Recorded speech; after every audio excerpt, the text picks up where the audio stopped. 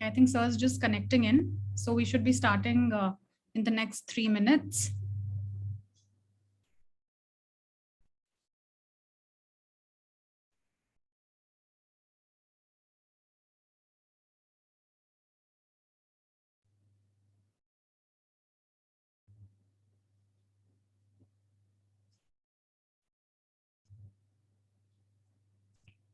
So I believe you were on mute. A very warm welcome to XLRI. Really happy to have you.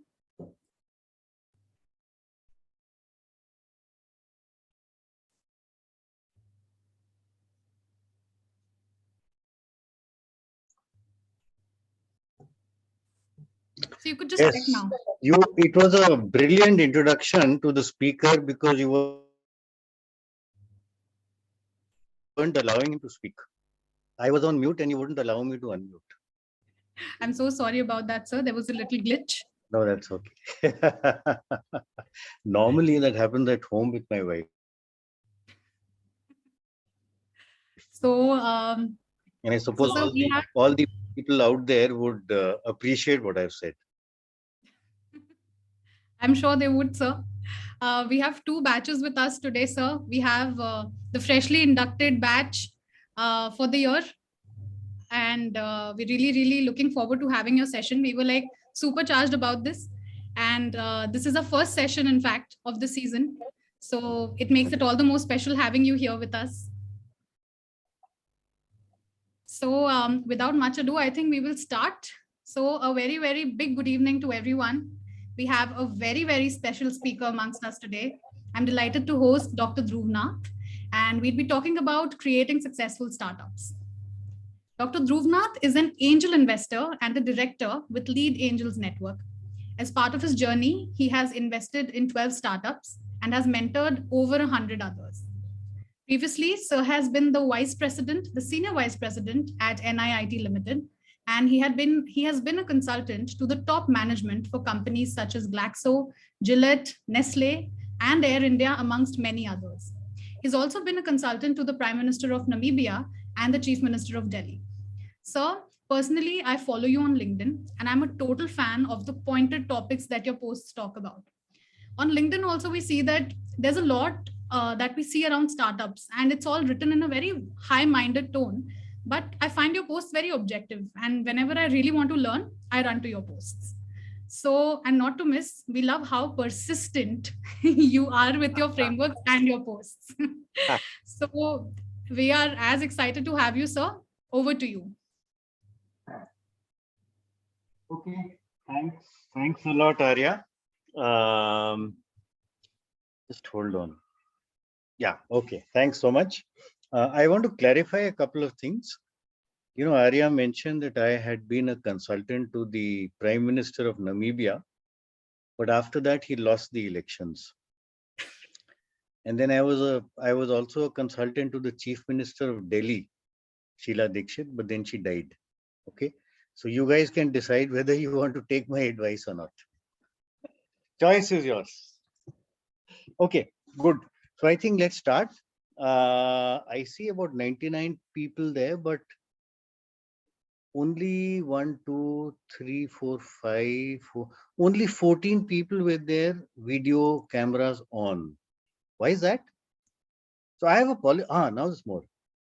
I have a policy. I don't talk to people I can't see. I can't talk to a blank screen. So right now about half of you are visible, the other half are not. So please switch on your cameras. Usually, you know, whenever I ask this question, the answer I get is, sir, internet connection, technical issue, bandwidth problem.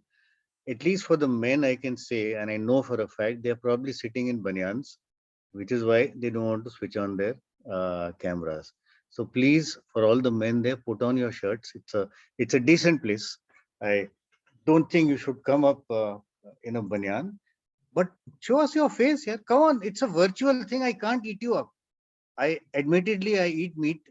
I've also, by the way, in Namibia, I've also eaten crocodiles, but I don't eat humans, and therefore I will not eat. I cannot eat you. It's a virtual thing. So please show your faces. Arya, can you just shout at people and ask them to show their faces?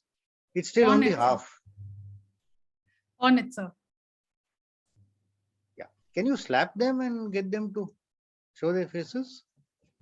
Come on, Aaron, why are you I can scared? certainly do that, sir. I'm really sorry for this. Just allow me a minute. We are right on it. Yeah. No, I think I'll start. People are very shy, I notice. I don't know why. Anyway. Okay. So what I will do is just hold on. Yeah. So, for the past, I think roughly 15 years now, I have spent a lot of time with young founders and sometimes not so young founders. I've invested in some of them. I've also lost money, I must tell you, and have mentored a very large number of them, right? And what I've realized is that, if you look at all those founders who succeeded, there are certain things they did which was common. And all those who failed, again, there were certain things which were common, right? So over the past many years, we've tried to figure out what was common, and which is how we came up with what Arya rightly mentioned, the persistent framework, right? The persistent model. And I can see Anurag nodding his head. By the way, Anurag, good to see you with so much hair. Once upon a time, I was like this. So enjoy your hair as long as you have it. So what I'll do today is I will start by sharing what this persistent model is, because assuming some of you want to get into creating your own startup, this will probably help you. If you want to get funding, once again, this will help you. And by the way, all this, all this that we've created, the persistent framework, we've tried to put all this in the form of a book. Okay. And I don't know if you can see the book. Can you see the book now?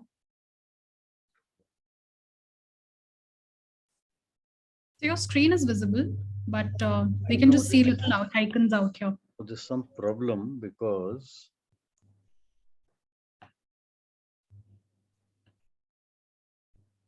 yeah. Can you see this now? Yes, sir, we can. Yeah. So I believe it or not, I also have a copy of the book. So what I'll share with you today is, and by the way, I think I mentioned this to Ayush. I don't know if he's there. I will try and we'll try and keep this interactive. And I had mentioned to Ayush that I will give 3 signed copies of this book to 3 of you, right? Depending on your participation. I must clarify, it does not mean the person who asks the maximum questions. I'm not going to give the book for silly questions. People who actually added value or asked brilliant questions, right? So I'll try and jot down your names. And that's one more reason why I want to see your faces. I will not give the book to blank screens. I will only give it to people I've seen. Is that clear? Okay. So this is actually based on the book. And I will start with one case, which is, it's called Uno Finance, right? I wanted to invest in this, but I wasn't able to. And till date, I have not forgiven the founder. I keep talking to him and I tell him, boss, तूने मेरा पैसा नहीं लिया. Occasionally, I switch to Hindi. Is that acceptable? Or are there people who don't understand Hindi at all? No? Okay. So let me share with you what these guys did. See, if you look at the problem that they were solving, see, everybody has to solve a problem, right? I mean, you can't have a business if you don't solve a problem. So the problem they were solving was, you know, for everything on earth, whether you wanted to buy a TV or a car or a house or you wanted to use it for your business, for everything, there's a loan available, except for hospitalization, right? And you guys can tell me why. A fairly obvious answer. Tell me why. And I'll jot down names. Huh? So it's interactive. Huh? So please tell me, but give me your names first. Why are loans? Oh, I think Arya has muted you. Yeah, Arya, you need to unmute people. At least allow them to talk. So I think it should be working. Okay. For 5 minutes, you didn't allow me to talk. At least allow the participants to talk. Hanji, bolo. So Akash and Shrijita and Vijayankish. Yeah, tell me. So it would be because returns ka bharosa nahi hai. Patient can die. You don't know how to recover that money. So there is a risk.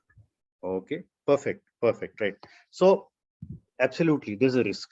See, hospitalization, either you can die, unfortunately, or you may survive, but may not be in a position where you can earn money to be able to repay the loan, right? So it's a very risky business, and which is why typically loans are not given for hospitalization.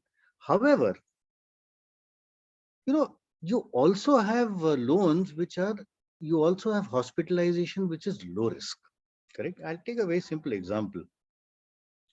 My son once, while playing football, he twisted his knee. So the knee, which is normally supposed to be like this, can you see my face, by the way? Because I can't see my face, I don't know why. Problem, yeah.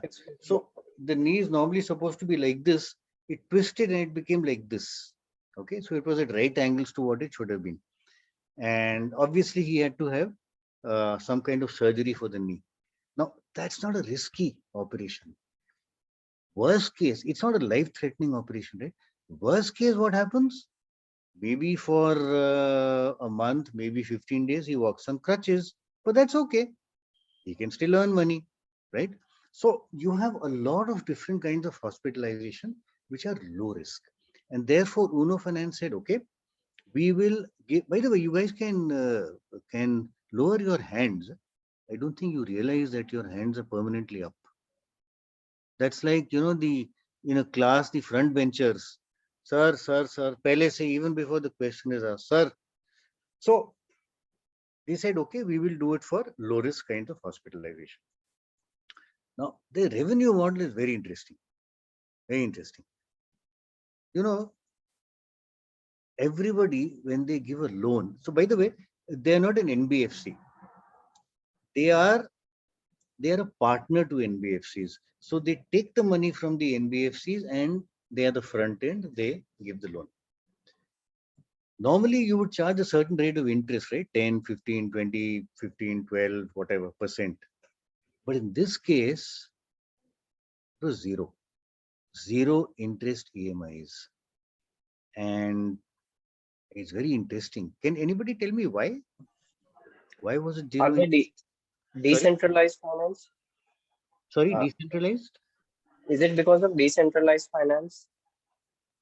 No, but somewhere you got to charge, you got to make money, right? It's a business, it's not charity. Maybe they are looking for customer acquisition more than actually trying to make money. So they have return customers. Yeah, but even in the long run, they're very clear. It's a continuous zero interest business. Why? Yeah, Shrijita. They, Can't hear they you. take money from Sorry, not hold on. from I think patients. Shrijita is speaking, but we can't hear her. No, can't hear you. Hello. Shrijita, your husband, are you married? Your husband is far away, so you can speak. There's no problem. Can't hear you. Sorry. She's still on mute. Still. Oh, you're on mute. No, not working out. Okay. Who else was speaking? Hello. Vijayankish. Yeah. Yeah, so they take interest from the hospital for doing the time and not from the Okay. patient. Wonderful. Wonderful. So, absolutely. The point is, there are many patients who would like to go to a slightly expensive hospital, but they can't afford it. Correct? And very often these hospitals, they have spare capacity. So they have beds which are lying idle. Correct? Earning no revenue. Now, if this patient were given a loan, then suddenly he would be able to afford that hospital, and therefore the hospital would get revenues. So the hospital, Uno Finance tied up with these hospitals, and the hospital said, okay, any patient who comes through you, we will give you a commission. So instead of interest, these guys were actually getting a commission from hospitals to whom they were providing patients. Okay. So that's how this model worked. And I've just written that down here. So this is their revenue model. Fair? Okay. So what they did was, it's very interesting. They tied up with hospitals, like I said, and they had kiosks in the reception. And I'll just give you a simple example of what I saw. There is a hospital in Delhi. I live in Delhi. There's a fairly large hospital in Delhi called Batra Hospital, right? And I was standing at the reception and they had a kiosk with one lady operating that kiosk.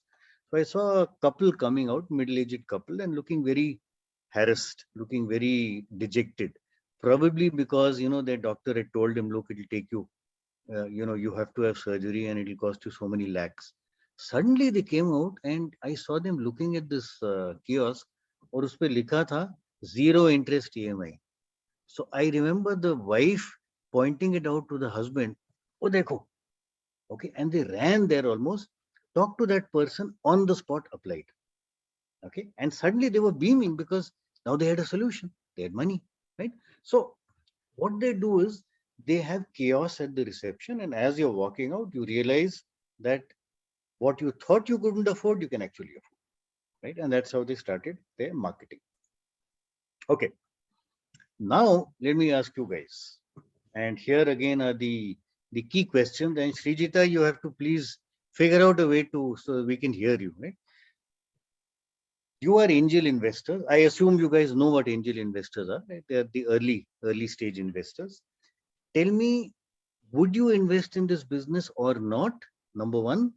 Number two, why or why not? You have to give me reasons as well. Yeah, tell me. Why or why not?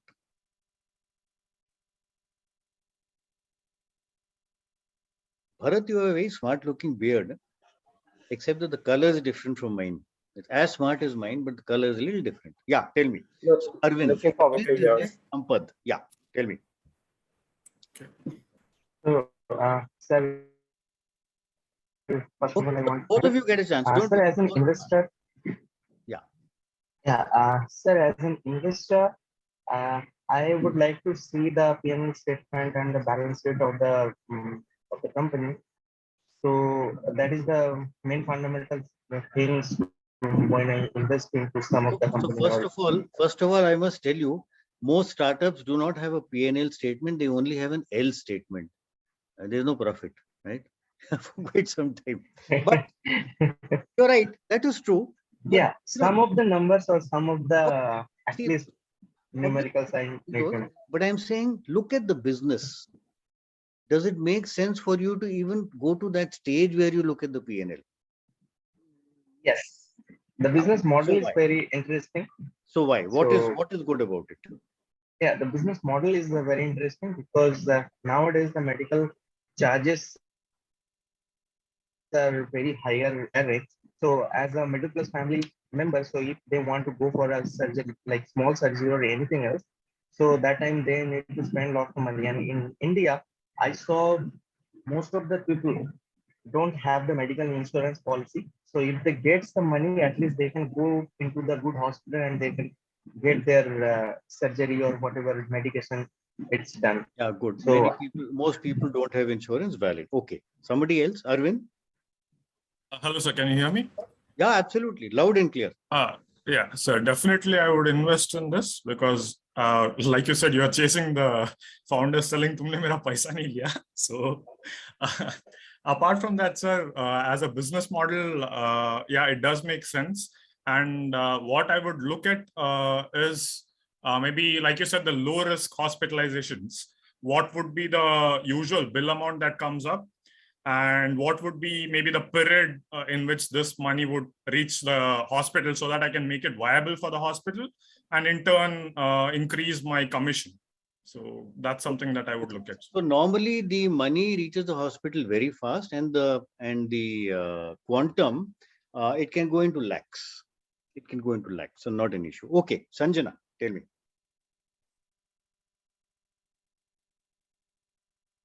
Sanjana, you're on mute.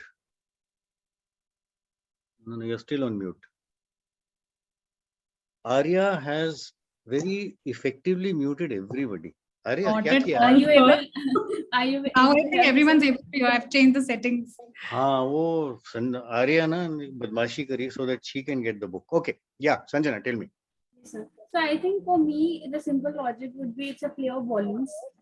Healthcare is something which will always boom, be it inflation, anything. Yeah. Number of hospitalization, number of surgeries, types of surgeries are increasing each day because of technology and everything. Yeah. For hospitals, I would say for large hospitals, it would be a matter of reputation, because it's like they can actually pitch in that they're providing no cost interest, like the hospitalization and all, like doing good stuff. Even BPS people or poverty stricken people can come into the large hospitals. Okay, And great. small hospitals, I would say it's a business for them. People will come to them, they'll get business out of it. So I think it's a good. Okay, good. Bharat? Yeah, I would like to invest in this based on a few parameters. How much they raised in, since you said that this is a startup, it won't have a P&L statement. So based on seed around raised. That was a joke. That was a joke. Oh. Obviously, they will have a P&L. All I said was there's no profit.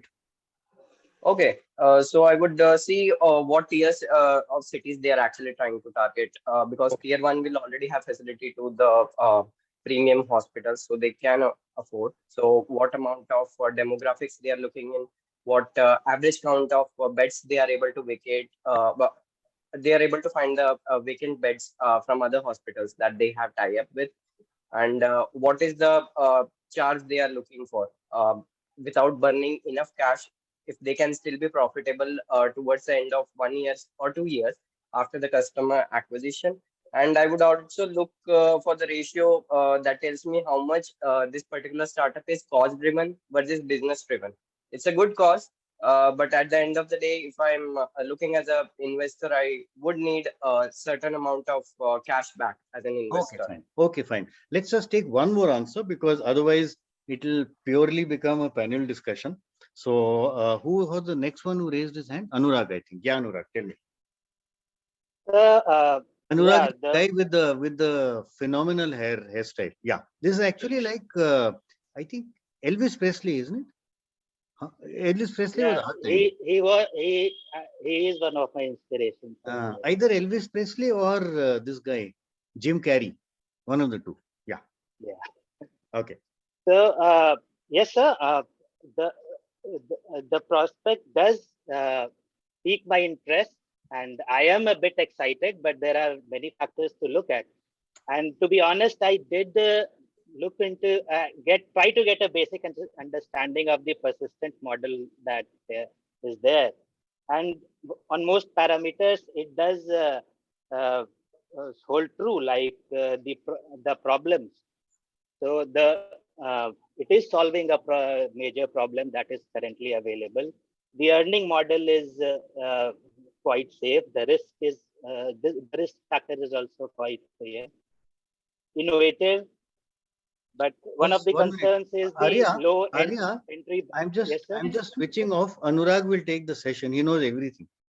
No, sir. I have just gotten a basic understanding. I may be wrong at this stage, but yes. No. So hold on. Have you already got the book? No, sir. But I did read all your stories before coming to the session. Okay. Okay, great. We are all very, very excited for this, so you can clearly see that. Come on, yeah, Sorry. this is not the thing to be excited about. Yeah, Shah Rukh Khan movie, yes, be excited. Katrina Kaif movie, be excited. Stupid lecture, come on, yeah, don't be silly. Anyway, okay. So I think most of you are right. Let me just move forward. Otherwise, unfortunately, I can't take all the responses, but we'll try and give everybody a chance one by one. Okay. Except those who've not shown their faces. That I'm very clear. So let me start with, what Arya described as the persistent model. So basically, this is an acronym. Okay, which means you can take down your hand. I mean, again, it's the front row. Sir, answer. Yet question nahi pucha maine abhi. So, persistent is a framework which basically means each letter of this word stands for something. And I'll try and take you through each one by one. So first of all, P stands for problem, which means you got to be solving a problem for somebody. If you don't have a business. And clearly they were solving a problem. Second, you must have an earnings model. And I think Bharat mentioned this. He said, look, it's not just a cause. You're not running a charity. You've got to make money out of it, right? Now, clearly they had an earnings model because the customer was not paying, but the hospital was paying. Okay, so there's a solid earnings model. And in fact, typically the commission they got, I just spoke to this guy, the founder, about 2 days ago. And typically today the commission they are getting is anywhere between 10 and 12% of the hospital fees. Okay, that's a fairly large amount. Third, size of the market. Now, obviously size of the market is something which is very, very important, because if you're operating in a small market, once your startup grows, reaches 20 lakhs, 25 lakhs, maybe 30 lakhs, and then says, nahi, ab main thak gaya, I cannot grow any further. Why? There's no market. Okay. So if you want to create a sensible startup, obviously you want a startup which is growing, right? And for it to grow, the market has to be large, correct?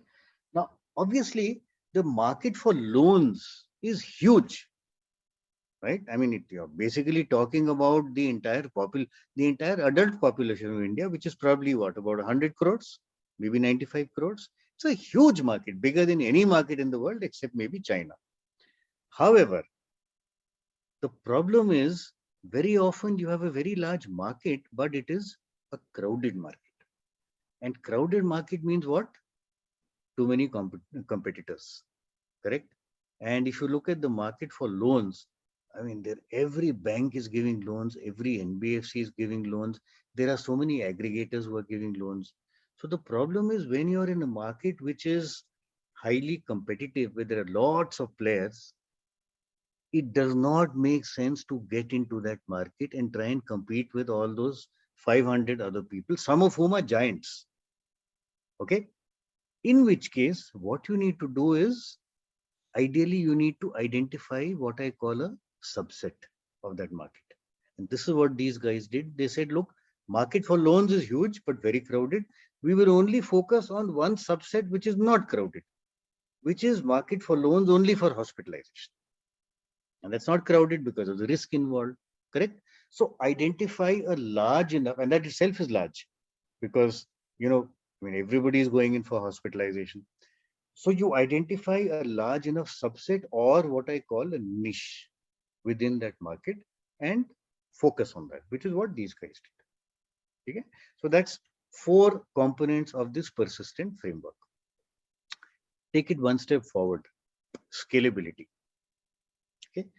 I want to ask you guys questions, and don't raise your hands before I ask the question. They are disqualified. It is like, 100 meters dash mein gun jati hai, usse pehle some people run. Nahi yaar, you listen to the question and then raise your hands. So what is scalability? How is it different from size of the market, and how scalable is Uno Finance? Now tell me.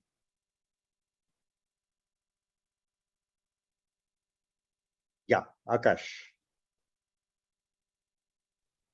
Akash, then Bharat, then I think Manish. Yeah, tell me, Akash. And then somebody with nice hair, Rinjal. Yeah. So Uno Finance is any day very scalable thing. As you mentioned, the total addressable market for Uno Finance is very huge. It is huge because I believe our generation and the people in 30s, 40s have a very new habit which they have developed is buy now, pay later. There are things which they cannot afford, but they know that there is an option of no cost EMI on Amazon, and they have developed this habit of doing that. So just hold on.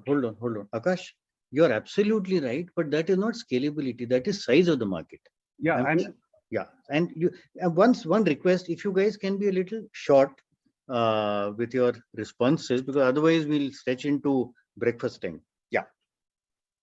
So scalability is basically how quickly you can grow the revenues, how quickly you can address that market. जो market है, so आप कितनी जल्दी capture कर लोगे, and you can scale your revenues. Valid. Today you can be at X. How quickly you can grow it to 10x, 20x. So how scalable is this one, Uno Finance, and why? Let's ask the next guy, Bharat. How scalable and why? Adding to what Akash already said, I would say that at this point in time, it is solving one problem. Once it gets hold of it, the model is set up. What is next? Because obviously, since this is a good model, there will be competitors. So it needs a niche for itself to further grow into a grow up and solve more problems. So I would call that scalability. So why is it scalable, Manish? Yeah, tell me. I think it's scalable in terms of reaching a very large audience very quickly, because the problem they're solving is that funding people who can't afford. But that's size of the market, right? So why is it quick? That's the question. You're right. It's a very large audience. Why can they grow so quickly is the question. Rinjal. I believe that would be because of the nature of the requirement. Like this is it mainly deals with hospitalization. Yeah. So it is something when people are in real need of cash. So that is when they will come in. Yeah, but that's size of the market again. I'm asking about scalability. True. Himanshu. Sir. So by the way, all of you are right. I'm not saying you're wrong. My question is about scalability, not size of the market. Yeah, Himanshu. Sir, a few minutes ago, someone mentioned that people do not have insurance. Yeah. Many less people have insurance in India. So when trouble comes, people usually do not have money. Absolutely agreed to, but size of the market. Vijay Ankesh. Sir, they can expand from essential surgeries to non-essential hospital bills. Okay, valid. Okay. Let me give one last chance. Shaunak? One of the easiest ways to scale up revenue would be, for example, there are certain extremely expensive medications like AIDS or cancer medications that take a lot of chunk out of people's like salaries, and the first time you meet these expenses, you might not have the ability to pay for them. So you could move into loans for people's medications. That they're anyway into, right? Okay, so let me try and take this. By the way, all of you are correct, but all of you are pointing to size of the market, not scalability. I will take two examples. Yeah, Ankit, hold on. I just need to take it. Otherwise, we'll just go into breakfast. Arya, are you prepared to serve breakfast to everybody? In which case, I'll take all the answers. And I want chicken tikka. So definitely. Achha, theek hai. Okay, so see, let me try and explain the concept of scalability, and I think Akash mentioned it rightly. Scalability is what? It is size of the market tells you how big the market is. Scalability tells you how rapidly, how fast you can grow within that market. Okay, and why is this important? You don't grow. How many people do we have in this country? What does the Prime Minister keep saying? Mere 135 crore deshwasi, right? There are thousands of them out there. You don't grow fast, the other guy will grow, eat into your market share, take away your competitors, ultimately kill you. So there's no choice. You have to scale, and you have to scale fast. Okay. Now, I'll take a couple of examples to explain this concept of scalability, and I'll try and keep it simple, right? I don't understand complex things. Take the example of a software company, okay? Something like Infosys, but I'll take a small company, maybe a small software projects company. Now, how does this company operate? They will get projects from their clients, whether it's from America or, Europe or UK or wherever. And they will get programmers and systems analysts and project managers. So essentially IT guys, right? Tech guys, analysts, who will then work on these projects. Okay. Now let's assume this company has about, it's a small company. Let's say it has 400 people, 400 programmers, analysts, etc. If they have to scale rapidly, and by scaling rapidly, I do not mean 10%, 15% growth. I mean 100, 200, maybe 400% growth in a year, at least when you're small, right? Now look at the problem.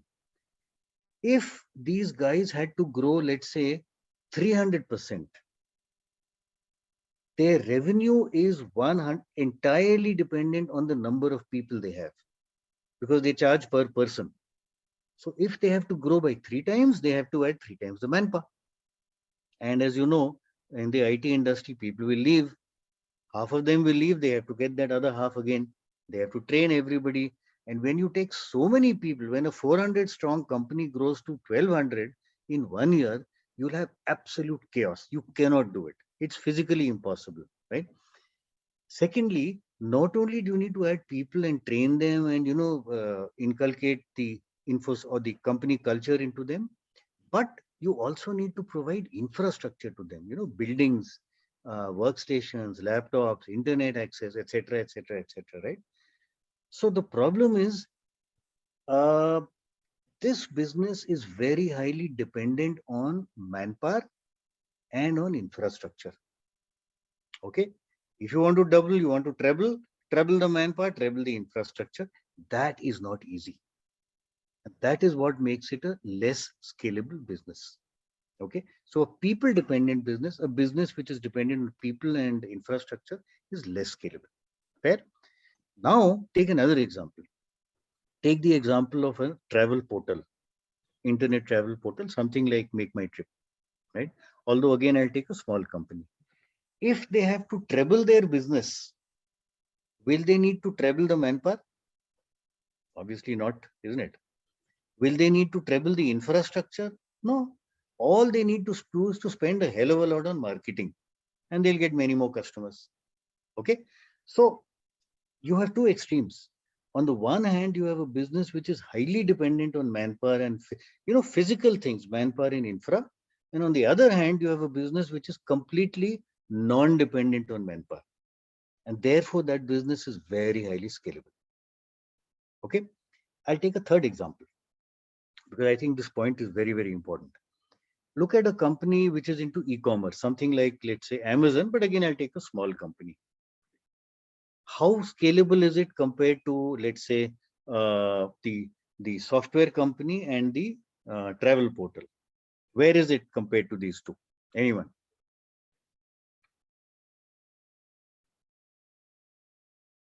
Yeah, I think Vijay Ankesh raised his hand. Yeah, tell me. Yeah, it is much more scalable than the software company. Yeah. But not as scalable as the travel because they need the logistics extra. Wonderful. Wonderful. I will, boss, I've jotted down your name also. By the way, it's not just the books. There is the real good answers will also get this. You recognize what this is? An exciting offer. Acha, kitab thodo, is it? Kitab, who the hell wants it? No, kitab is important, but that's a good. And by the way, this is chilled. So I must tell you, I have already sent 2 cartons to Arya. Arya, where are you? I can't see you. So I've sent 2 cartons. Sirf 4 log dikh rahe na. So for some reason, Zoom doesn't like you. So please take it from Arya before she finishes the cartons. Okay. So yes, absolutely. The e-commerce business is an internet business, therefore it is scalable, but it has logistics. Except the manpower it requires is not skilled manpower of the kind Infosys requires, the software company requires. So getting these people on board, suddenly doubling or trebling is less of a problem, right? Which is why these companies are fairly highly scalable, although maybe not as much as Make My Trip. I want to clarify one thing. I'm not saying the Infosys kind of business is bad. Nowhere have I said that. I mean, Nandan Nilekani will come and throw this can at me if I said that. It's a great business. All I'm saying is it is not as scalable as a typical internet-led business. Okay. Now get back to Uno Finance. How scalable is that? Now tell me. Yeah, Manish. I think in that sense, I don't think this will be very easily scalable because for your initial question as well, I thought there was one major issue in terms of collecting back money. And as the market size scales up very quickly, that's going to become a huge issue. And the cost of collection is also going to be very high. So okay, good comment. Manish, you also get this. I hope you drink, otherwise. Yes, for sure. Otherwise you can throw away the beer and use this as a flower vase. No, sir, I will use it. You'll use it. No? Good. Yeah, good boys and girls. Okay. Yeah. So actually, what you raise a very, very important point. The bigger you are, the tougher it is going to be to collect money. I must tell you one thing, one very important thing. And I've spent a lot of time with guys who are into the lending business. When you, and by the way, this takes me a little away from what I was talking about, but I think this is important because that's a business that you guys will be exposed to at some stage. You know, when you look at collecting money back, you've lent money, you need to collect that money back. There are two things that are important. One is ability to pay, and two is intention to pay. Ability to pay is, boss, I've got the money. I'm getting my salary at the end of the month, or I have a business and I have some cash inflows, right? For that, these guys would do a lot of checks. They would, get them to upload documents, etc., etc., etc. That is one, right? Bank account, bank statement, salary statement, etc. That's fine. Intention to pay, right, also has to be there. And the biggest reason why people pay is today's concept of CIBIL. Because everybody knows and everybody is told, boss to pay nahi karega na. The day you get a loan from us, firstly, you will not get a loan till we've checked your CIBIL score. And after that, if you don't pay or don't pay on time, your CIBIL score goes like this. Therefore, tomorrow you need a loan. Sorry, no loan for you. Forget Ono Finance. Nobody will give you a loan because everybody will check the CIBIL score. So actually, ever since CIBIL has come into the picture, it's not been there for 50 years. Ever since it's come into the picture, NPAs have gone down. Except, of course, if you happen to be, I hope there's no relative here, people like Vijay Mallya or Nirav Modi, then you don't give a damn about CIBIL because you're happily living your life in a London jail, right? So the point is, because of CIBIL and because of the fear of not being able to get a loan tomorrow, people do pay back NPAs a loan. But you're right. I would still accept what Manish is saying, which is why he gets a beer. But there is, I mean, if I were to look at scalability, you look at these two, this is predominantly internet based, but it still has one physicality, which is the kiosk. And it's a manned kiosk. The day they are able to move to, let's say, you have an app or on the web, you can apply. And by the way, you can check this out after the session. On the web, you can apply. And today I was just talking to the founder. His name is Tushar Agarwal. He says 80% of our business is not even through kiosks. It's through the web. People apply. People come home and apply on the web because we marketed it. Right? And that makes it 100% scalable. Correct? So actually, it's a very highly scalable business. Yes, the kiosk makes it a little less scalable, but today they've gone beyond that. So are we okay with that? Anybody has a question or can we proceed? Sir, can I add one thing? Yeah, sure. How boss? Sir, they can, if they can remodel the business and put some collateral kind of thing somewhere, then it becomes more easy to take back the loans. Yeah, the issue of people not paying will become very easy when they put something like collateral in the whole procedure. Boss, you're right. See, problem is collateral for hospitalization is not easy. See, when you're buying a car, the car is the collateral. When you're buying a house, the house is collateral. When you're taking a loan for business, maybe your stocks are collateral. Hospitalization ke liye what collateral will take? That's the problem. So in theory, you're right. In practice, it's not very easy to implement. That's all. They can probably take a guarantee from maybe some family member. That's possible. Yeah, that's not really collateral, but theek hai, wo bhi chalega. Okay, I think let's move because I have lots to cover. By the way, Arya, I need to finish by what time? 9:45, is it? So we are actually open. We don't have anything scheduled, so we can take it forward as you please. Okay. So I told you I want, provided you provide me breakfast, I'm no problem. I can go on. So interestingly, I was a chef before I joined MBA, so that shouldn't be a problem at all. Oh, beer for you. Okay. Yeah. So I've talked about scalability. Now the other issue is what I call risk. Okay. And obviously, every business has risks, isn't it? Because if you can't live with risk, the only solution in life, go to your nearest post office, वहाँ पे एक savings account खोलो, सारा पैसा डाल दो. Earn 4% interest all your life against an inflation of 8%. Be happy. Okay? Because if you're going to start a business, there's going to be risks, right?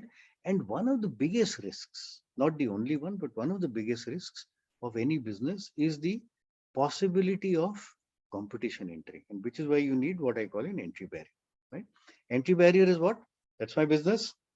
Can I do something to prevent the other guy entering, pulling away my competition, and ultimately killing me?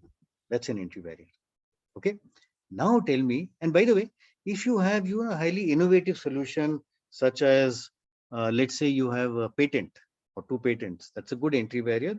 Just keep one thing in mind, right? It's people come to me, founders have come to me and said, sir, I have 2 patents. I said, boss, please keep a couple of things in mind. Firstly, you may have a patent, but to be able to defend your patent in court costs money.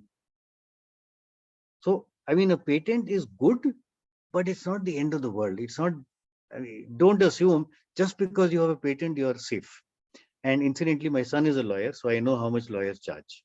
The second thing is, you may have a patent, a wonderful patent, but the guy who's sitting on the streets of Okhla or in a little shed in Okhla in Delhi, or in Bada Bazaar in Calcutta or wherever, that guy doesn't give a damn about patents, isn't it?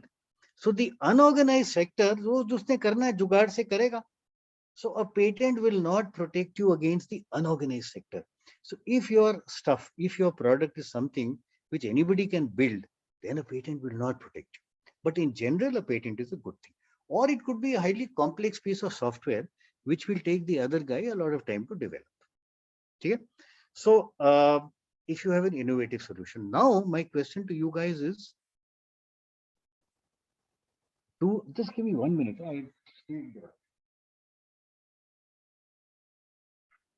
After giving all that beer to you guys, I need water.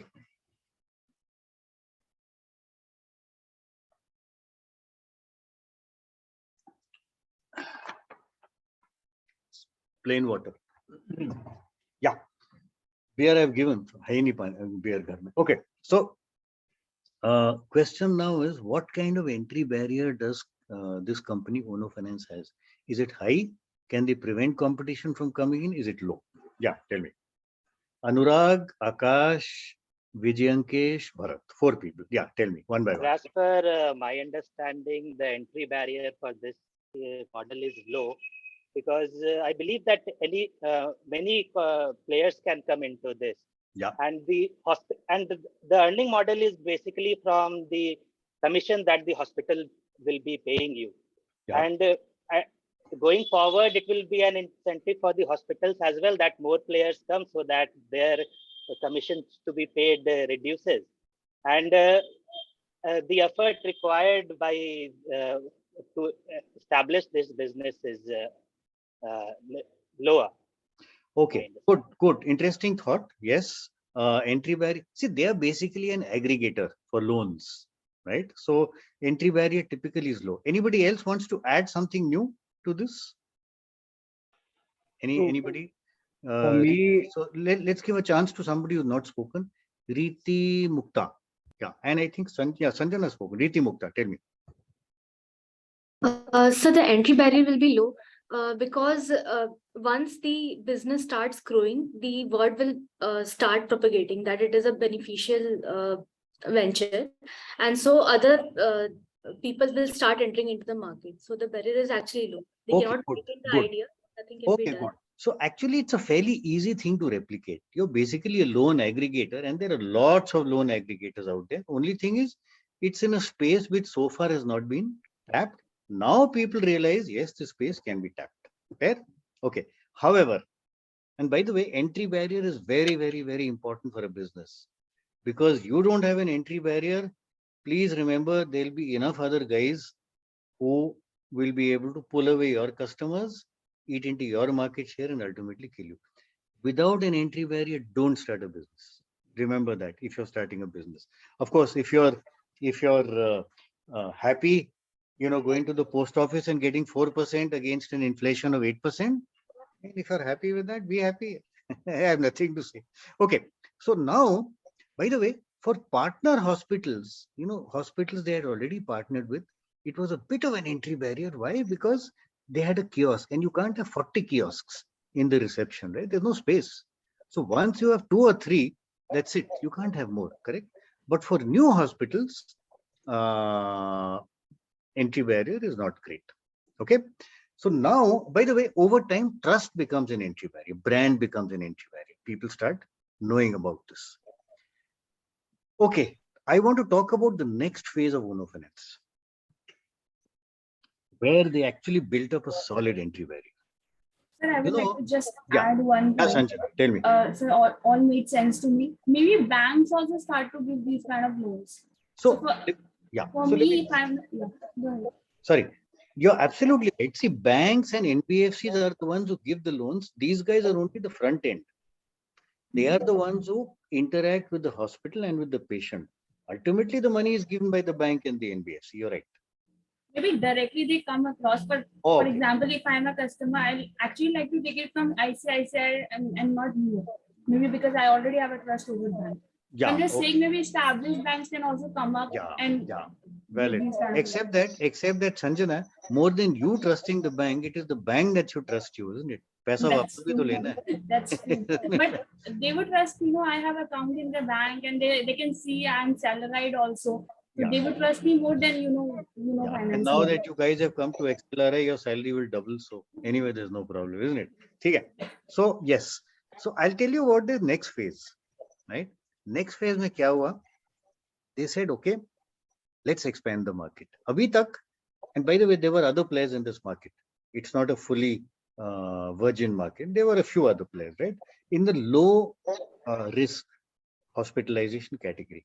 They said, now can we expand this? Can we now move into slightly higher risks? And what they said was, okay, if it is low risk, we know the guy will pay back. There will always be an NPA of maybe 0.5% or 1%, but by and large, they will pay back. But in the slightly higher risk hospitalization, there is a chance of an NPA. It may be 20% risk, 25% risk, but there is therefore that risk. So if it is a higher risk case of hospitalization, we will not make it zero interest. We will charge. Okay. And the interest that we charge, hopefully will cover the cost of the NPA for people who don't return the loan. Okay.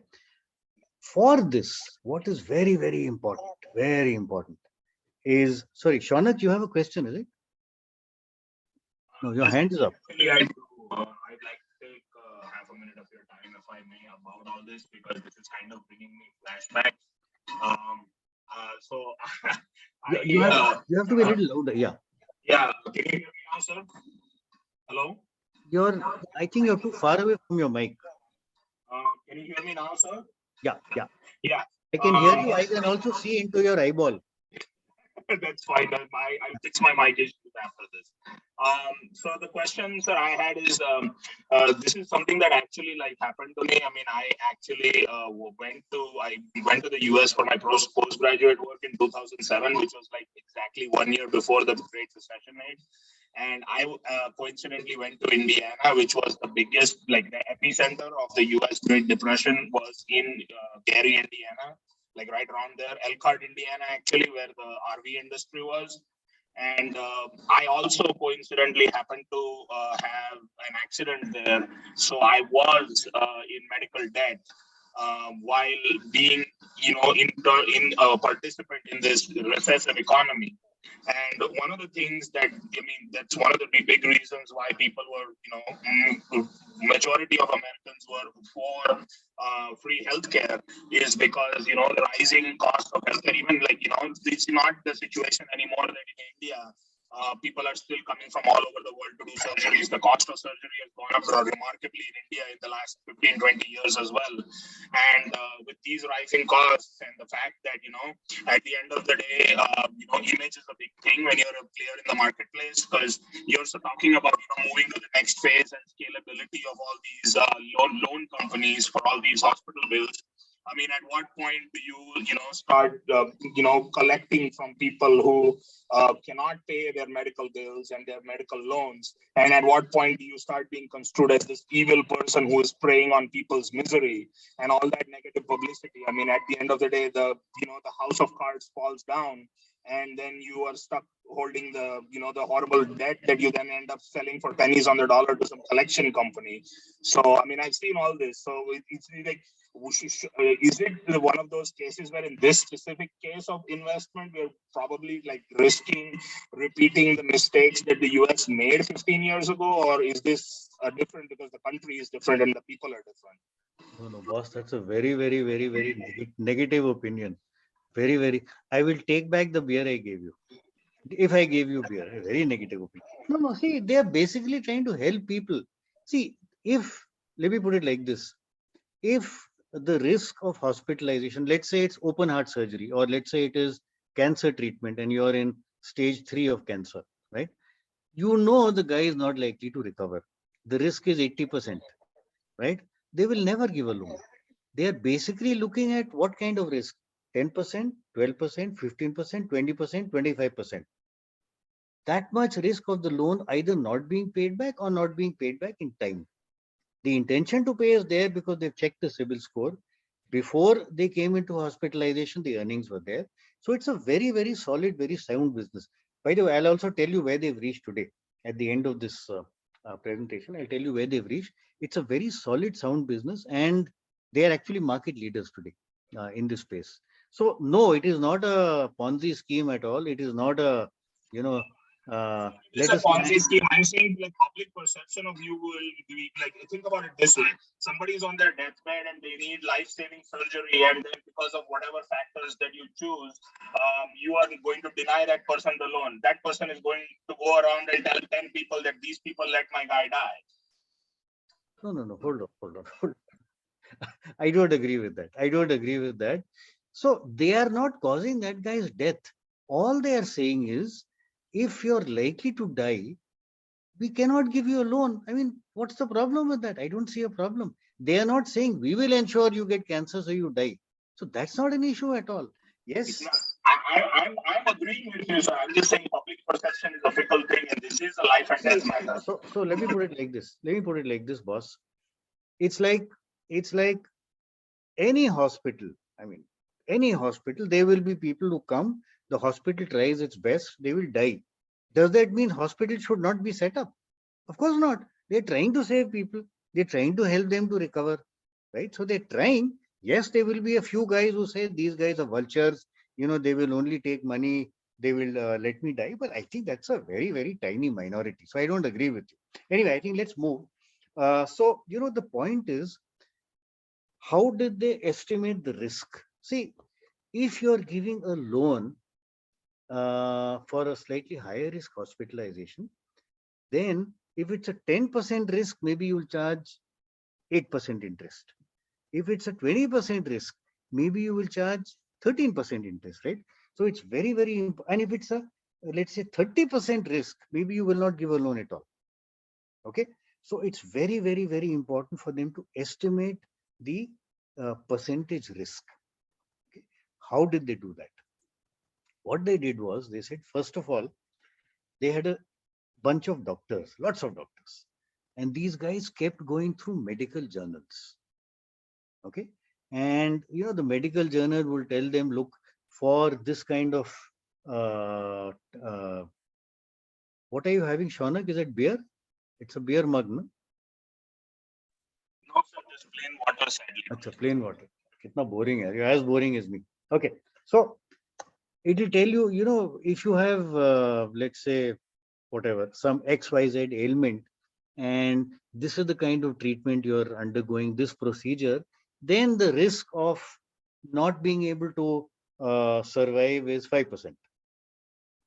Okay. But if the patient also has diabetes and maybe high blood pressure, then the risk goes up to maybe 22%. Yes, all that information is available in medical journals, and that is what these doctors started collecting. So they had a large database, a large knowledge base of information. Next, they said, okay, not only do we go through medical journal, because that's about the West, right? Most medical journals, research would have been done in the Western world, right? America, Europe, Western Europe, UK. They said, okay, India also, all our partner hospitals, we will get data from them.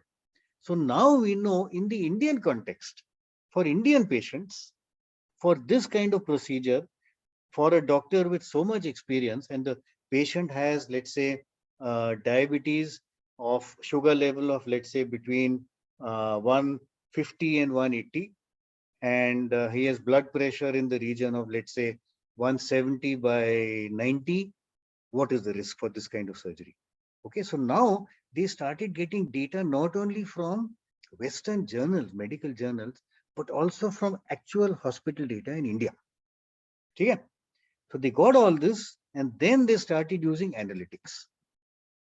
So this analytics software was able to forecast the risk. Very, very important. Many of you would have a background in analytics or machine learning.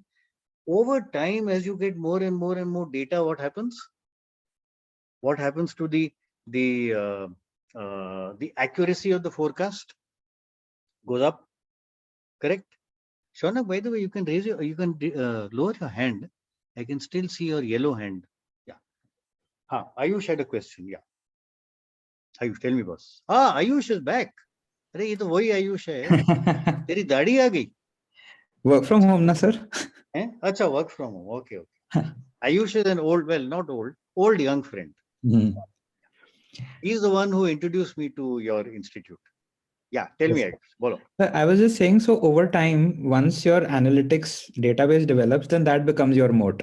That becomes your point of difference. Wonderful. अरे यार तू यार दो ले ले मुझे carton चाहिए पूरा अगर आर्या को 4 मिले हैं तो नहीं Arya is a distributor, not a consumer.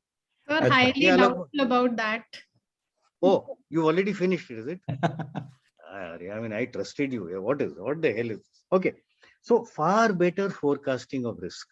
Okay, over time, that, as Ayush very rightly mentioned, becomes your moat. Moat is what? Entry barrier. Because if your competitor wants to enter, you are able to forecast risk to a reasonable degree of accuracy. Your competitor will have to get as much data, which means they will have to spend that much time so that they reach your level of accuracy, right? Otherwise, they can't compete with you. And by the time they spend that time, 6 months, 1 year later, you've gone 1 year ahead, your forecasting has become even better. So continuously your entry barrier, you are always a little ahead of your competitor because he's trying to catch up with you and you're going ahead. Remember one thing, entry barriers are never stagnant. They're never static. You can't say, boss, मैंने entry barrier बना लिया, now I'm going to Hawaii. Hawaii तो खैर बहुत कम जाते हैं. I'm going to Goa and I will lie on a beach in a hammock. Entry barrier है. नहीं boss, entry barrier is dynamic. Your competitor is always there trying to copy you. Always, enough of them, correct? So you've constantly got to enhance your capability so that the entry barrier keeps on. While your competitor is trying to catch you, you're going ahead. So the entry barrier remains. Okay, it's a dynamic thing. So now this was a completely new segment. Nobody else was giving these loans and it became a major entry barrier, and I've just told you why, right? So over time, the entry barrier became very, very strong. Very strong. Okay. Hanji, Akash. Just one thing. Once I have the business, I have tied up with this hospital. So all the big brands like Apollo, Fortis, can't I have an NDA also that you are working with me? You cannot work over a period of time with my competitor. This cannot be an entry barrier. Anybody can give a loan, right? If the other guy says to Apollo hospitals, Uno Finance is charging you a 10% commission, I am willing to work for a 6% commission. What will Apollo say? Nahi boss, NDA sign kiya. They won't sign it. Come on. Why would they sign it? Right. So, nahi hota hai aise. And here it's a discounting game. Anybody can also give it. So they moved away from discounting to this kind of entry barrier, data-based. And anytime you have a database entry barrier, you're in good business. Yeah, Nishit, you had a comment. No, that hand was raised. Hello. Hanji, bolo boss. Yeah, so actually I had a doubt that we are saying that many competitors cannot come, but what about the hospitals, like the big hospitals? We said Apollo Hospital that they can also start their own scheme instead of giving it to others. Okay, good thought. Good thought. Yes, some hospitals may do it. Yes, you're right. But the the huge chains, for example, Apollo, for example, Max, for example, all these big guys, Fortis, they can do it. I accept that. But there is such a large number of those chotus, the smaller hospitals, they will not be able to do this. Correct? That is the kind of category that will always come to an aggregator like Uno Finance. Okay? Yeah, Surbi, you had a comment. Yes, hi, sir. Sir, am I audible? Yes, absolutely. So, sir, I just wanted to kind of go back to the risk or the entry barrier that Uno Finance is creating.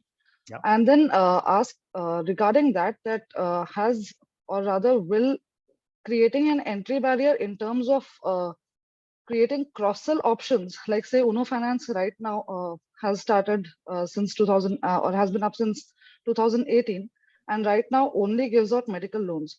Yeah. So considering that an insurance is more risk averse and is a safer option, shouldn't Uno Finance also branch out to that to create a larger entry barrier and then reduce their So it's an interesting thought. It's an interesting thought. It's a possibility. The only thing is insurance is a hugely crowded segment again, right? That is number one. And unfortunately, by the way, my daughter is in the insurance industry. She has been in health insurance and life insurance. And her standard comment is people don't take health insurance. Who takes health insurance? Normally a person who's employed in a company and the company takes a corporate policy. The individual is very rare. मेरे को तो कुछ होगा नहीं यार. I am a पहलवान. Nothing is going to happen to me. So insurance लोग generally लेते नहीं है. Health insurance in India is a very, very nascent market, but unfortunately it remains crowded.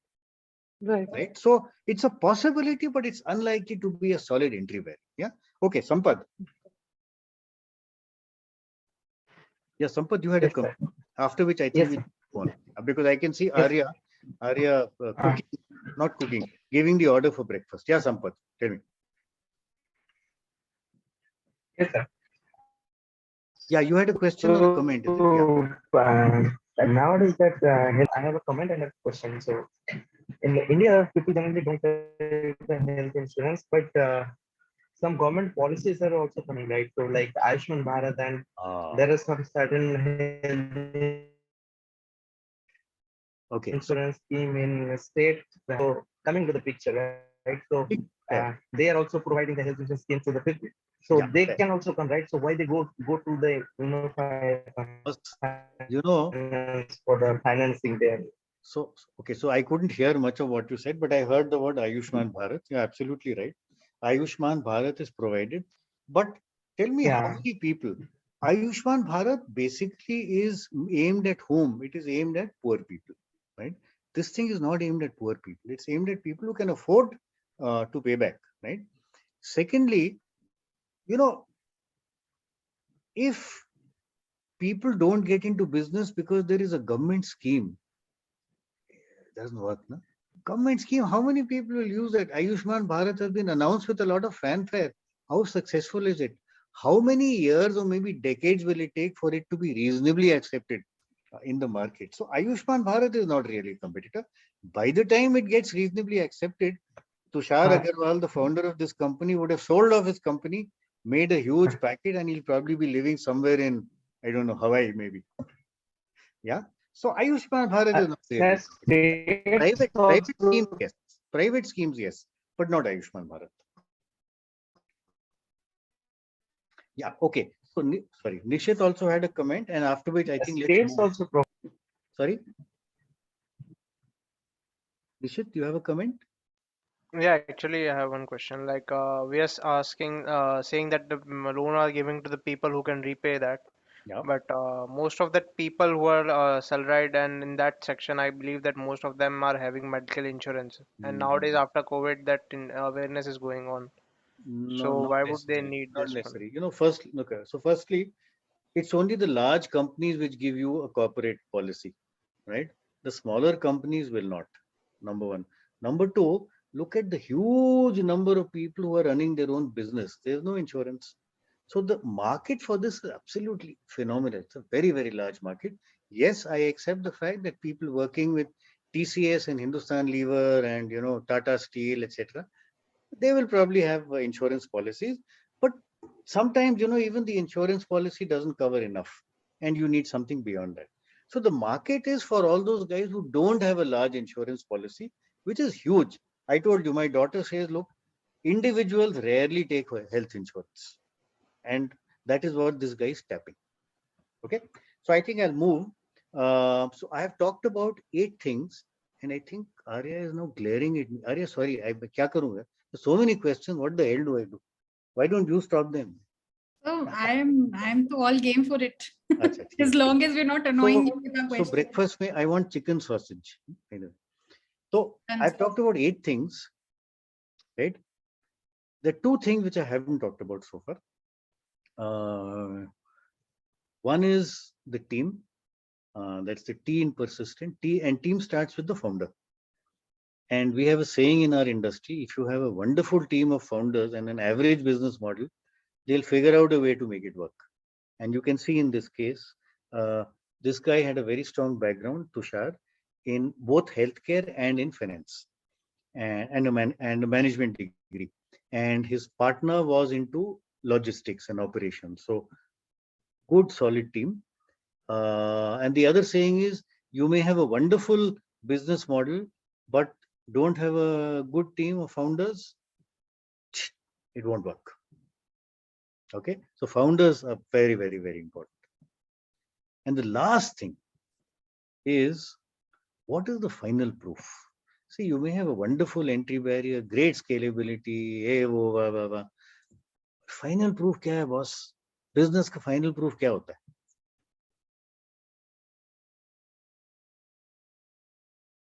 सब सो गए. Surbi. So the revenue. Revenue, correct, absolutely. Customers. Are you getting customers? Are they growing? Are they growing month on month? Are they growing quarter on quarter? Profit, of course, is a very distant thing. Most startups, initially at least, will not have a profit. So I will call that traction. Are you getting customers? Are they growing? And in this case, customers means A, hospitals, and B, patients. Both. You have to grow in both. Otherwise, you will stagnate, correct? So, yeah, one question. I have talked about the founder's viewpoint. Now tell me, before making an investment, what do investors look for? Somebody had said in the beginning, balance sheet and P&L. I agree, you will look at that. Your accountant will look at that. But what are those big things you will look at? Yeah, tell me, Vijay and Kish. So first thing they will look at is the business idea. What do they have? They will look at the founder's record, if they have a decent or at least a potential to make the impact. Yeah. And okay, good. Yeah, so let's give everybody a chance. If you can give me one each. Riti, Mukta. The growth rate and the public perception also. Okay, wonderful, wonderful. Akash Shukla. My favorite, TAM, the total addressable market, and how quickly I can scale that. Okay, wonderful. Anybody else? Bharat? Any red flags and moat okay. that gives an advantage over other. Okay, wonderful. Risk and moat. And last, let's look at, Sharadeep. I think it's long-term revenue generation and operation expenditure. Okay, wonderful. And if I were to combine all these things that you guys have said, what do you think I get? So if I could add one thing. Yeah, who said that? Sir, that's me, Ranjan. Then I can't see you. Yeah. Okay. I would add like the founder's commitment, his passion towards it. Wonderful, wonderful, wonderful. So if I were to combine all the things you guys have said, what do I end up with? What do investors look for? Assurance. Third, sustainability. The profit and sustainability, sir. It's in front of you. So return on investment. Arey boss, तुम्हारे सामने है. Persistence. Persistence. So what all of you said, Somebody said what, which is the long-term profitability. Source of the founder. Hold on. I The think vision. too many people speaking. Yeah, when you're not speaking, request you to put yourself on mute when you're not speaking. Yeah. So this is what all of you said. Revenue model, earnings model, TAM, somebody said, size of the market, scalability, entry barrier, team, passion of the founder, how much revenues you're getting, traction, right? So whether it's the founder or the investor, ultimately they're looking at the same thing. Both of them want a successful startup which is growing, which has an entry barrier, which is scalable, and which is actually getting in customers and therefore revenue, right? So investors will also look at exactly the same thing. And by the way, I must tell you, Uno Finance was able to raise 2 rounds.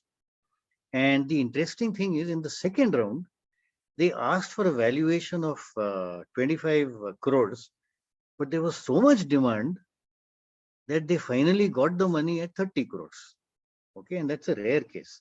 Normally, the valuation you ask for, investors will give it to you at a lower valuation. I wanted to invest, but he didn't take my money because he just got too many investors, right? Okay, and by the way, I'll just give you their status today. They have partnered with about 1,000 hospitals across 7 cities. I think Delhi, Bangalore, Calcutta.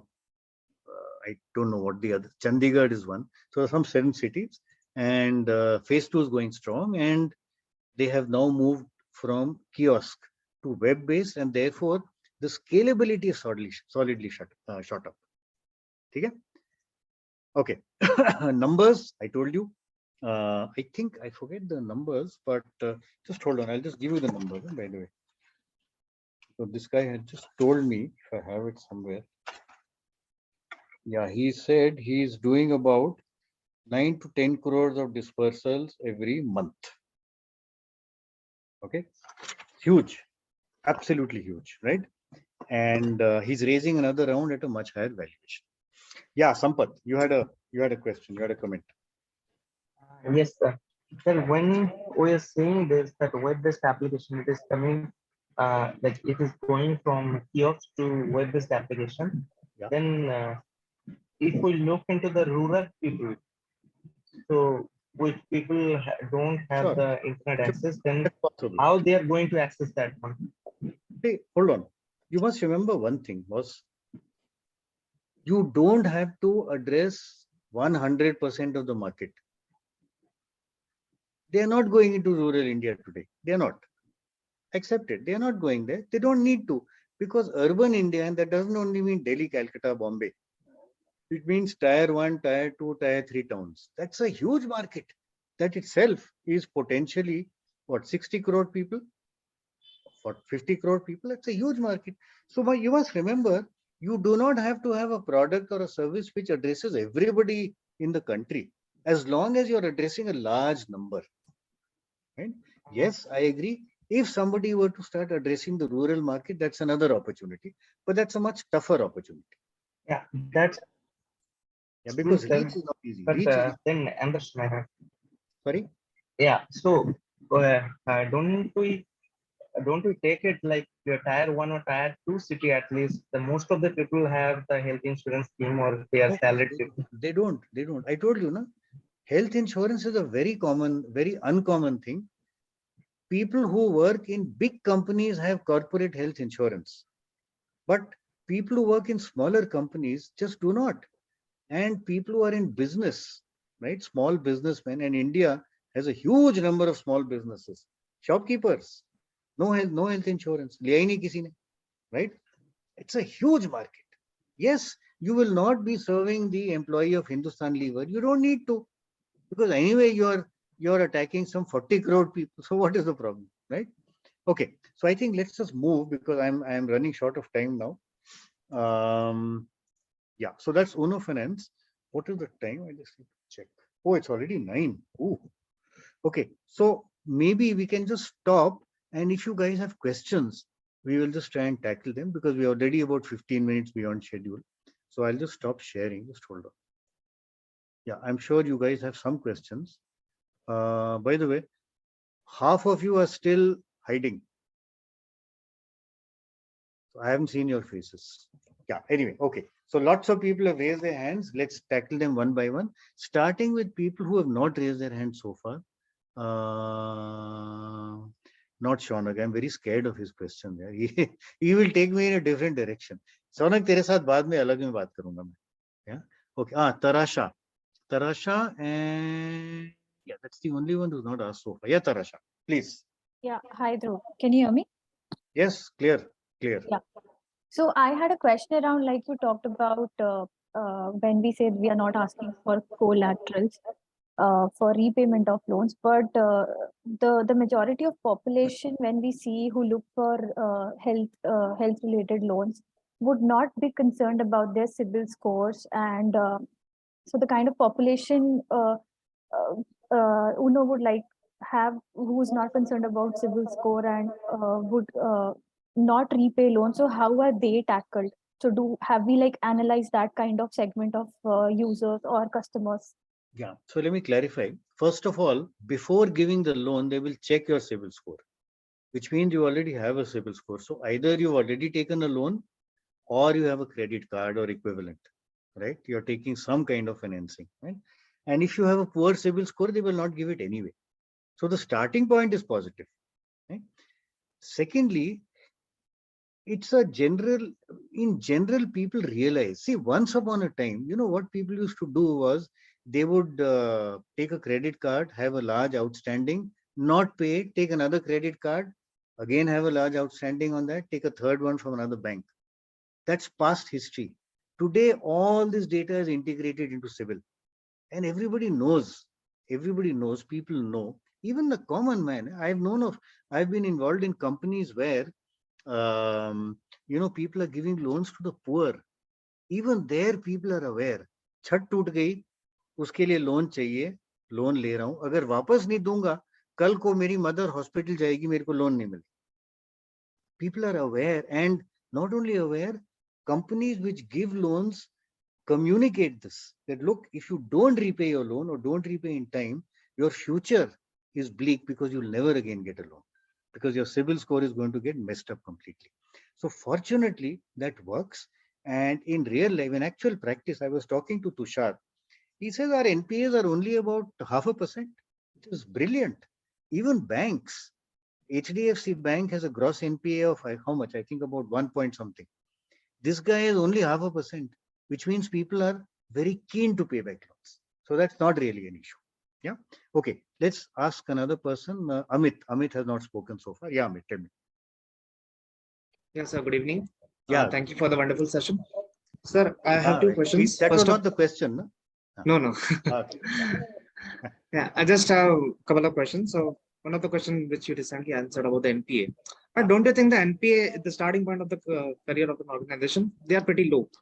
Because a lot of things, our organization do take care of many of the things. But then down the line, the NPA keeps on increasing. And that's the major barrier. Or I will say, that's the major, yeah, sir. So let me put it like this. You know, somebody asked me this question a little while earlier about the rural environment. I don't remember who asked that question. See, when you are in business, please remember, you are not trying to target 100% of the potential market. You're not. If you do that, you're dead.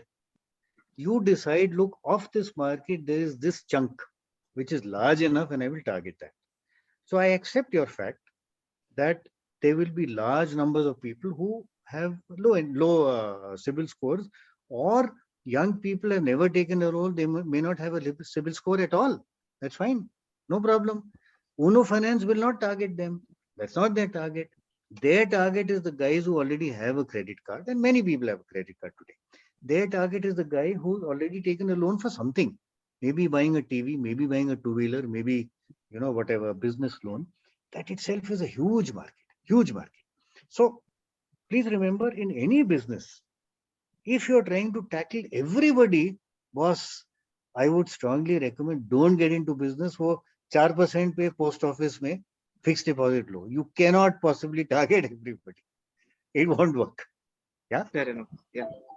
Okay. Anybody else? Now the others can also, you're welcome to ask. Only thing is, there are lots of questions. I see some 9 hands being raised, and I don't think we can tackle. So I'll give you another suggestion. I mean, Arya mentioned this. I do a lot of posting on LinkedIn because I'm retired now and I have time. And fortunately, I've learned a lot from young guys like you. So I keep posting. So you're welcome to follow me there, and you'll probably get your answer to many questions over there. But I'll try and tackle at least a few of them right now. So let's see who, I forget who raised his hand first. I don't know. So who are? I think we'll have to just do it at random. Ankit, tell me. Ankit boss. Or I'll ask Arya to select. Maybe let's select 3 or 4 and try and answer those questions. Otherwise, it will be 11 o'clock. Absolutely, sir. And so I think my wife is waiting for me for dinner. So I think we could take about 3 more questions, sir. We could start with Sure. Bharat. Yeah, and Arya, if you can shortlist people, because I can't. I don't know them. No problem at all, sir. We can take the other questions offline, certainly. So Bharat, Surbhi and Rinjal. I think we could take the last 3 questions for the day, and the rest of them, I'll have it sent across to you, sir. No. Hold on. I mean, I'm not going to sit all night or all day answering those questions, but those answers you'll probably get anyway on LinkedIn. Absolutely. By the way, those who are actually genuinely starting a business, in many cases, I am very happy to help. I'm very happy to mentor, but I can't do it for everybody. Because then, you know what will happen? My wife will divorce me. And at this age, I'm retired. I cannot get a new wife. So I don't want to be divorced.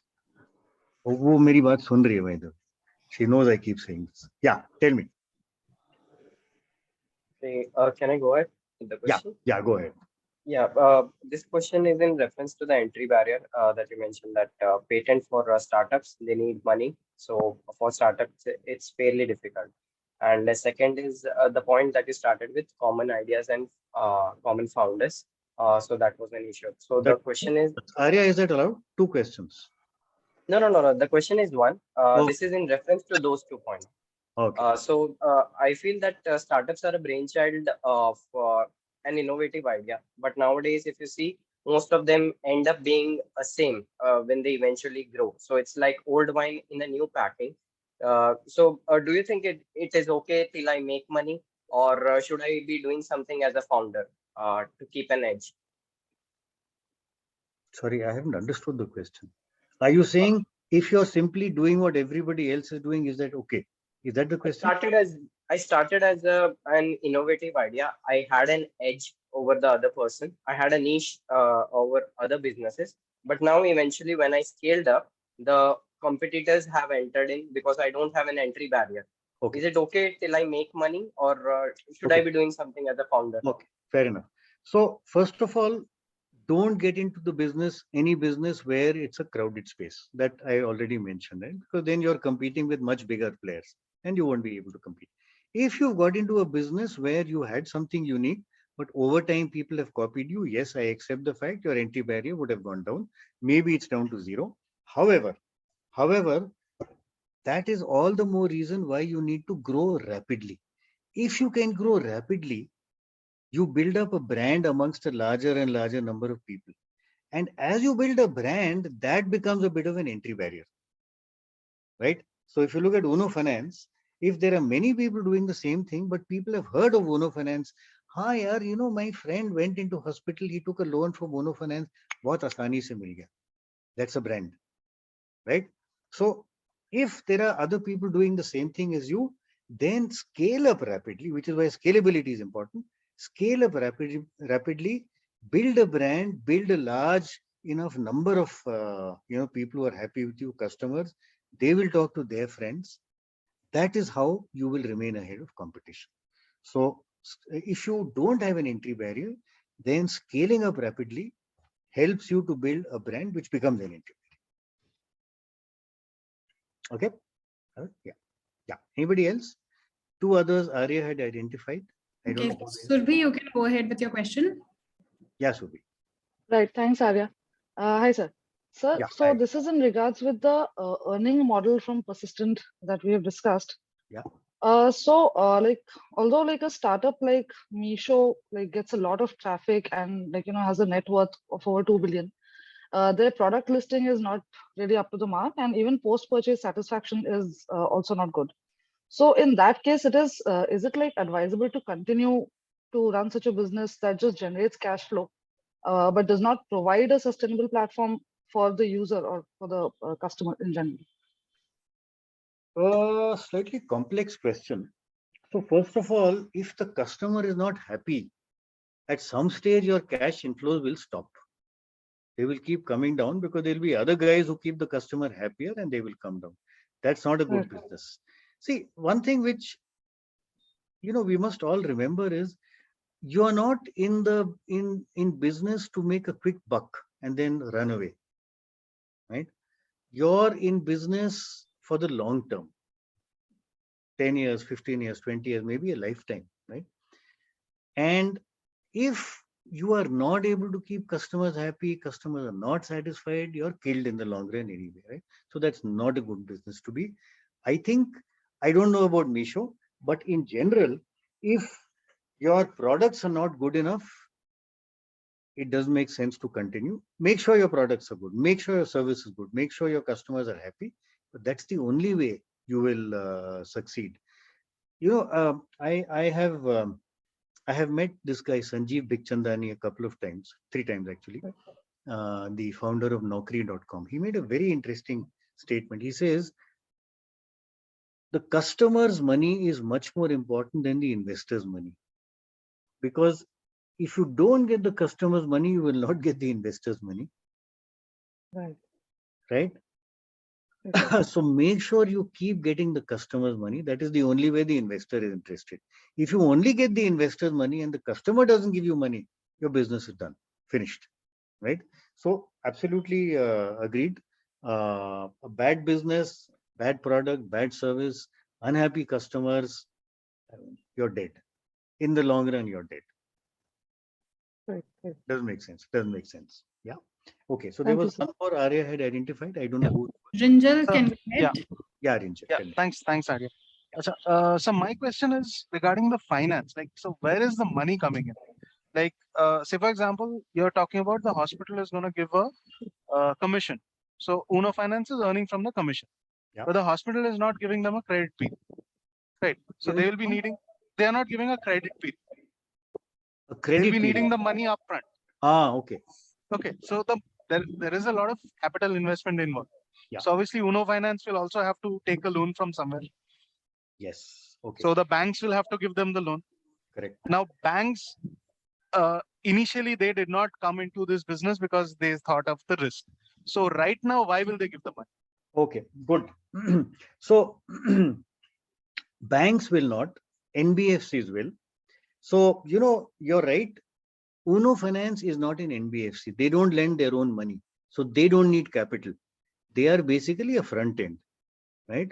They identify customers, they identify hospitals, they figure out whether the customer is worth giving a loan to, and they take the risk. The risk is theirs. But the money is taken from the NBFC. Okay. Now, because Uno Finance is taking the risk, the NBFC is not lending to the end customer. He is lending to Uno Finance. So he is actually giving a business loan to Uno Finance. Correct? Not a problem. He is not giving a loan for hospitalization. He is giving a loan for Uno Finance to run their business. And obviously, he would have checked the capability, the cash flow statements, the P&L, etc. of Uno Finance, and how much they have in the bank, etc. And they were able to get, yes, initially they only got a few NBFCs interested, but over time, as the NBFC realized that the NPAs were low and Uno Finance was growing, they said, wonderful, we'll keep giving loans to them. Yeah, so the key is Uno Finance takes the risk. That's the key. If it were the NBFC who's taking the risk, then I accept the fact that at least initially there will be reluctance.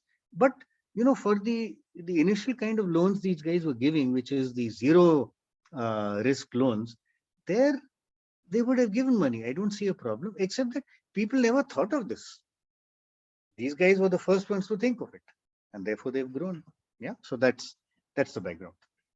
Thanks. Thank you. Sure. Thank you so much for answering all questions, sir. Now the fun part. So who are your top 3, sir? Yes, very difficult, but I'll tell you, I've identified 3 people. And incidentally, the three people that Arya had shortlisted, I don't count them because they were, I mean, I'm sure the other guys also had good questions. So I wouldn't count those three questions. So three people I've identified. One is, I hope he's there. So by the way, you have to be there to get the book. Yeah, Akash Shukla is one. Akash, smile to kar yaar. हाँ यार, beer भी मिली, किताब भी मिली, sign भी मिला. Okay. The second one is Vijay Ankesh. Where is he? Is he there? I can't see him. He's there. Okay, good. Again, smile, please. Yeah. And the third one is Anurag. I forget his surname. Where is Anurag? The guy with the hair. Thank you, sir. Of course. Yeah. The Elvis Presley of XLRI. Bahut badhiya. So somebody, one of you, I don't know who, maybe Arya, maybe somebody, you'll have to send me one email with addresses and phone numbers of these people, because the courier guy will need phone numbers, and I'll send you the book signed. But it may take a little time because I'm going on holiday tomorrow. So, I mean, I'll only come back and send you. On holiday, I refuse to courier books. I'm on holiday. Yeah, so it'll take a little time. I'll courier them after the 13th. I'm back after the 12th. Thank you so much, sir. That is like very, very sweet of you. And I'll just like to take a moment and thank you for this fantastic session. Like ever since you've been here on the screen, there's not been a single dull moment. You've been simply outstanding. And we are all fans of yours now. And I'm sure we'd all agree that this session has totally brought about a change in our mindset around startups. Most importantly, we've learned about a lot of invaluable things about, firstly, the persistent framework, and secondly, also the investor sentiment and the investor outlook on funding. That's something that we don't generally get. And so for this, once again, a big, big thank you, sir. You've really made our day. Yeah, thank you so much. And by the way, if you can tell this to my wife, for the first time, she might actually start respecting me. After so many years. I have a granddaughter by now, but still she doesn't respect me. Sir, itna bhi risk mat lo. Sorry? Itna bhi risk mat lo, sir. Acha. Okay. Put your speaker on your clap. ठीक है. Good. Chalo, good. Great fun being with all of you, and enjoy yourselves. Enjoy the beer. I don't think you'll get it. Arya ne pee li hogi. Anyway. Okay. It's been great having you, sir. Have a great night. Hello. Great. Have fun. Okay. Bye-bye. Bye, everyone. Thanks, sir. Thank you, sir. Thank you, sir. Bye-bye. Thank you, So sir. one minute. Who will send me those three names and phone numbers and addresses? Thank you. Arya only will send, sir. Arya will send. I'll coordinate with Arya. Chalo, done. Yeah. Okay. Bye-bye. Bye-bye. Bye-bye. Thank you. Bye, sir. Thank you. Thank you.